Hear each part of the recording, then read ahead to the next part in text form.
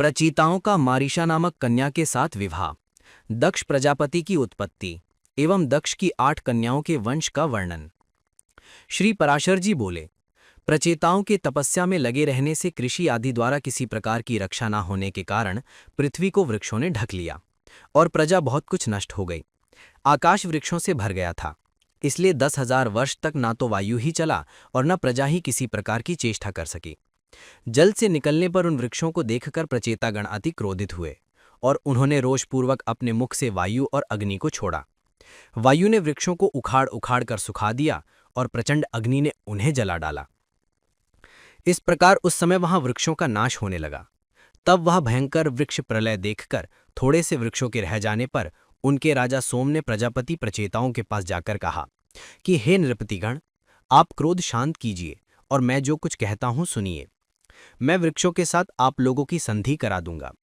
वृक्षों से उत्पन्न हुई सुंदर वृक्ष वाली रत्न स्वरूपा कन्या का मैंने पहले से ही भविष्य को जानकर अपनी अमृतमयी किरणों से पालन पोषण किया है।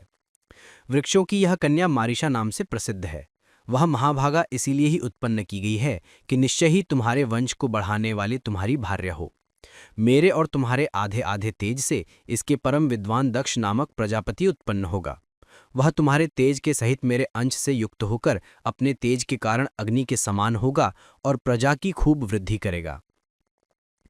पूर्व काल में वेद वेताओं में श्रेष्ठ एक कंडू नामक मुनीश्वर थे। उन्होंने गोमती नदी के परम रमणीक तट पर घोर तप किया। तब इंद्र ने उन्हें तपोभ्रष्ट करने के लिए प्रमलोचा नाम की उत्तम अप्सरा को नियुक्त किया। उस मधुहासिनी ने उन ऋषि श्रेष्ठ को विचलित कर दिया। उसके द्वारा क्षुब्ध होकर वे 100 से भी अधिक वर्षों तक विषयासक्त चित्त से मंदराचल की कंदारा में रहे। तब हे महाभाग, एक दिन उस अप्सरा ने कंडू ऋषि से कहा कि हे ब्रह्मन, अब आप स्वर्गलोक को जाना चाहते हो, आप प्रसन्नतापूर्वक मुझे आज्ञा दीजिए। उसके ऐसा कहने पर उसमें आसक्त चित्त हुए मुनि ने कहा कि भद्रे, अभी कुछ दिन और रहो। उनके ऐसा कहने पर उस सुंदरी ने महात्मा कंडू के साथ अगले 100 वर्ष तक और रहकर नाना प्रकार के भोग भोगे। तब भी उसके यह पूछने पर कि भगवान, मुझे स्वर्गलोक को जाने की आज्ञा दीजिए, ऋषि ने यही कहा कि अभी और ठहरो। तदनंतर 100 वर्ष से कुछ अधिक बीत जाने पर उस सुमुखी ने प्रणय युक्त मुस्कान से सुशोभित वचनों में फिर कहा कि ब्रह्मन, अब मैं स्वर्ग को जाती हूं। यह सुनकर उस मुनि ने उस विशालाक्षी को आलिंगन कर कहा, आई सुश्रू, अब तो तू बहुत दिनों के लिए चली जाएगी, इसलिए क्षण भर तो और ठहर। तब वह सुश्रोणी उस ऋषि के साथ क्रीड़ा करती हुई 200 वर्ष से कुछ और रही। हे महाभाग, इस प्रकार जब जब वह सुंदरी देवलोक को जाने के लिए कहती, तब तब ही कंडू ऋषि उससे यही कहते कि अभी ठहर जा। मुनि के इस प्रकार कहने पर प्रणय भंग की पीड़ा को जानने वाली उस दक्षिणा ने, यानी दक्षिणा नायिका का लक्षण इस प्रकार कहा है कि या गौरवम भयम प्रेमम सद्भावम पूर्वनायके न मुंचत्युन्मसक्तापि साघ्यया दक्षिणा बुधई। अन्य नायक में आसक्त रहते हुए भी जो अपने पूर्व नायक को गौरव, भय, प्रेम और सद्भाव के कारण ना छोड़ती हो, उसे दक्षिणा जानना चाहिए। अपने दाक्षिण्यवश तथा मुनि के शाप से भयभीत होकर उन्होंने उन्हें ना छोड़ा तथा उन महर्षि महोदय का भी कामासक्त चित्त से उसके साथ अहर्निश रमन करते करते उसमें नित्य नूतन प्रेम बढ़ता गया। एक दिन वे मुनिवर बड़ी शीघ्रता से अपनी कुटी से निकले। उनके निकलते समय वह सुंदरी बोली कि आप कहाँ जाते हैं। उसके इस प्रकार पूछने पर मुनि ने कहा कि हे शुभे, दिन अस्त हो चुका है, इसलिए मैं संध्योपासना करूंगा, नहीं तो नित्य क्रिया नष्ट हो जाएगी। तब उस सुंदर दांतों वाली ने उन मुनीश्वर से हंसकर कहा कि हे सर्वधर्मज्ञ, क्या आज ही आपका दिन अस्त हुआ है? हे विप्र, अनेकों वर्षों के पश्चात आज आपका दिन अस्त हुआ है, इससे कहिए किसको आश्चर्य न होगा। मुनि बोले, भद्रे, नदी के इस सुंदर तट पर तुम आज सवेरे ही तो आई हो।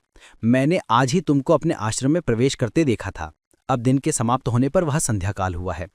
फिर सच तो कहो, ऐसा उपहास क्यों करती हो? प्रमलोचा बोली, ब्रह्मन, आपका यह कथन कि तुम सवेरे ही आई हो ठीक ही है, इसमें झूठ नहीं, परंतु उस समय को तो आज सैकड़ों वर्ष बीत गए हैं। सोम ने कहा। तब उस विप्रवर ने उस विशालाक्षी से कुछ घबराकर पूछा कि अरे भीरू, ठीक ठीक बता, तेरे साथ रमण करते मुझे कितना समय बीत गया? प्रमलोचा बोली, अब तक 907 वर्ष 6 महीने तथा 3 दिन और भी बीत चुके हैं। ऋषि बोले, आई भीरू, यह तो ठीक कहती है, या हे शुभे, मेरी हंसी करती है। मुझे तो ऐसा ही प्रतीत होता है कि मैं इस स्थान पर तेरे साथ केवल एक ही दिन रहा हूं। प्रमलोचा बोली, हे ब्रह्मन, आपके निकट मैं झूठ कैसे बोल सकती हूँ? और फिर विशेषतः उस समय जबकि आज आप अपने धर्म मार्ग का अनुसरण करने में तत्पर होकर मुझसे पूछ रहे हैं। सोम ने कहा, हे राजकुमारो, उसकी यह सत्यवचन सुनकर मुनि ने मुझे धिक्कार है, मुझे धिक्कार है ऐसा कहकर स्वयं ही अपने को बहुत कुछ भला बुरा कहा। मुनि बोले, ओह, मेरा तप नष्ट हो गया। जो ब्रह्मवेत्ताओं का धन था वो लुट गया और विवेक बुद्धि मारी गई। अहो, स्त्री को किसी ने मोह जाने के लिए ही रचा है। मुझे अपने मन को जीतकर छहों उर्मियों से अतीत परब्रह्म को जानना चाहिए। जिसने मेरी इस प्रकार की बुद्धि को नष्ट कर दिया, उस कामरूपी महाग्रह को धिक्कार है। नरक ग्राम के मार्ग रूप स्त्री के संग से वेद वेद्य भगवान की प्राप्ति के कारण रूप मेरे समस्त व्रत नष्ट हो गए। इस प्रकार उन धर्मज्ञ मुनिवर ने अपने आप ही अपनी निंदा करते हुए वहां बैठी हुई हो सप्सरा से कहा, अरे पापिनी, अब तेरी जहां इच्छा हो चली जा। तूने अपनी भावभंगी से मुझे मोहित करके इंद्र का जो कार्य था वो पूरा कर लिया। मैं अपने क्रोध से प्रज्वलित हुए अग्नि द्वारा तुझे भस्म नहीं करता हूं, क्योंकि सज्जनों की मित्रता साथ पग साथ रहने से हो जाती है और मैं तो तेरे साथ निवास कर चुका हूं। अथवा इसमें तेरा दोष भी क्या है जो मैं तुझ पर क्रोध करूं? दोष तो सारा मेरा ही है, क्योंकि मैं बड़ा ही आजितेंद्रिय हूं। तू महामोह की पिटारी और अत्यंत निंदनीय है। हाय, तूने इंद्र के स्वार्थ के लिए मेरी तपस्या नष्ट कर दी। तुझे धिक्कार है। सोम ने कहा, वे ब्रह्मर्षि उस सुंदरी से जब तक ऐसा कहते रहे तब तक वो भय के कारण पसीने में सराबोर होकर अत्यंत कांपती रही। इस प्रकार जिसका समस्त शरीर पसीने में डूबा हुआ था और जो भय से थर थर कांप रही थी, उस प्रमलोचा से मुनिश्रेष्ठ कंडू ने क्रोधपूर्वक कहा, अरे तू चली जा, चली जा। तब बारंबार फटकारे जाने पर वो उस आश्रम से निकली और आकाश मार्ग से जाते हुए उसने अपना पसीना वृक्ष के पत्तों से पोंछा। वो बाला वृक्षों के नवीन लाल लाल पत्तों से अपने पसीने से तर शरीर को पोंछती हुई एक वृक्ष से दूसरे वृक्ष पर चलती गई। उस समय ऋषि ने उसके शरीर में जो गर्भ स्थापित किया था वो भी रोमांच से निकले हुए पसीने के रूप में उसके शरीर से बाहर निकल आया। उस गर्भ को वृक्षों ने ग्रहण कर लिया, उसे वायु ने एकत्रित कर दिया और मैं अपनी किरणों से उसे पोषित करने लगा। इससे वो धीरे धीरे बढ़ गया। वृक्षाग्र से उत्पन्न हुई वो मारिशा नाम की सुमुखी कन्या तुम्हें वृक्षगंड समर्पण करेंगे। अतः अब ये क्रोध शांत करो। इस प्रकार वृक्षों से उत्पन्न हुई वो कन्या प्रमलोचा की पुत्री है तथा कंडू मुनि की, मेरी और वायु की भी संतान है। श्री पराशर जी बोले, हे मैत्रेय, साधु श्रेष्ठ भगवा कंडू भी तप के क्षीण हो जाने से पुरुषोत्तम क्षेत्र नामक भगवान विष्णु की निवास भूमि को गए। और हे राजपुत्रो, वहां वे महायोगी एकनिष्ठ होकर एकाग्रचित से ब्रह्मपार मंत्र का जप करते हुए ऊर्ध्व बाहु रहकर श्री विष्णु भगवान की आराधना करने लगे। प्रचेता गण बोले, हम कंडू मुनि का ब्रह्मपार नामक परम स्तोत्र सुनना चाहते हैं, जिसका जप करते हुए उन्होंने श्री केशव की आराधना की थी। सोम ने कहा, हे राजकुमारो, वो मंत्र इस प्रकार है। श्री विष्णु भगवान संसार मार्ग की अंतिम अवधि है, उनका पार पाना कठिन है। वे पर से भी पर अर्थात अनंत हैं, अतः सत्य स्वरूप हैं। तपोनिष्ठ महात्माओं को ही वे प्राप्त हो सकते हैं, क्योंकि वे पर अर्थात अनात्म प्रपंच से परे हैं और पर अर्थात इंद्रियों के अगोचर परमात्मा हैं और भक्तों के पालक एवं उनके अभीष्ट को पूर्ण करने वाले हैं। वे कारण अर्थात पंचभूत के कारण पंचतन्मात्रा के हेतु अर्थात तामस अहंकार और उसके भी हेतु अर्थात महत्त्व के भी हेतु प्रधान के भी परम हेतु हैं और इस प्रकार समस्त कर्म और कर्ता आदि के सहित कार्य रूप से स्थित सकल प्रपंच का पालन करते हैं। ब्रह्म ही प्रभु है, ब्रह्म ही सर्वजीव रूप है और ब्रह्म ही सकल प्रजा का पति अर्थात रक्षक और अविनाशी है। वो ब्रह्म अव्यय है, नित्य और अजन्मा है और वो ही क्षय आदि समस्त विकारों से शून्य विष्णु है, क्योंकि वो अक्षर अज और नित्य ब्रह्म ही पुरुषोत्तम भगवान विष्णु है। इसलिए मेरे रागादि दोष शांत हों। इस ब्रह्मपार नामक परम स्तोत्र का जप करते हुए श्री केशव की आराधना करने से उन मुनीश्वर ने परम सिद्धि प्राप्त की। जो पुरुष इस स्तव को नित्य प्रति पढ़ता या सुनता है, वो काम आदि सकल दोषों से मुक्त होकर अपना मनोवांछित फल प्राप्त करता है। अब मैं तुम्हें ये बताता हूं कि ये मारिशा पूर्व जन्म में कौन थी। ये बता देने से तुम्हारे कार्य का गौरव सफल होगा, अर्थात तुम प्रजावृद्धि रूप फल प्राप्त कर सकोगे। ये साध्वी अपने पूर्व जन्म में एक महारानी थी। पुत्रहीन अवस्था में ही पति के मर जाने पर इसने महाभागा ने अपने भक्तिभाव से विष्णु भगवान को संतुष्ट किया। इसकी आराधना से प्रसन्न होकर विष्णु भगवान ने प्रकट होकर कहा, हे शुभे, वर मांगो।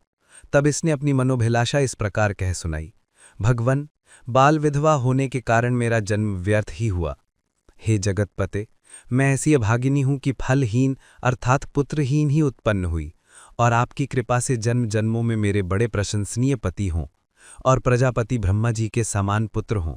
और हे अधोक्षज, आपके प्रसाद से मैं भी कुल, शील, अवस्था, सत्य, दाक्षिण्य यानी कार्यकुशलता, शीघ्रकारिता, अविसंवादिता यानी उल्टा ना कहना, सत्व, वृद्ध सेवा और कृतज्ञता आदि गुणों से तथा सुंदर रूप संपत्ति से संपन्न और सबको प्रिय लगने वाली अयोनिजा ही उत्पन्न हों।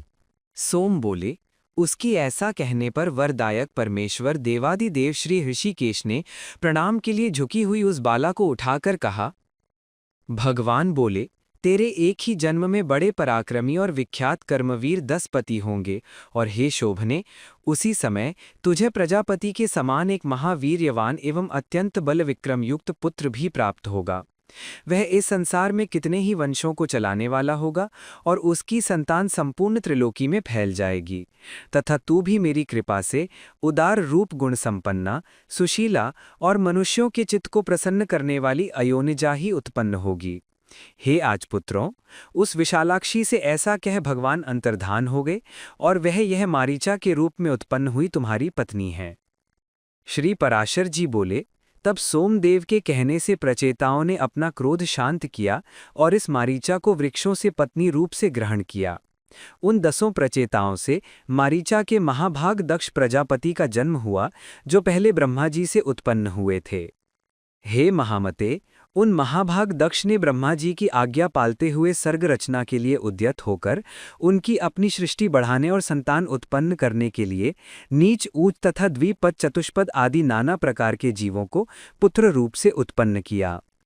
प्रजापति दक्ष ने पहले मन से ही सृष्टि करके फिर स्त्रियों की उत्पत्ति की। उनमें से 10 धर्म को, 13 कश्यप को, 27 चंद्रमा को और 4 अरिष्ट नेमि को बिहा दी, तथा 2 बहुपुत्र, 2 अंगिरा और 2 कृशाश्व को बिहाई। अब उनके नाम सुनो।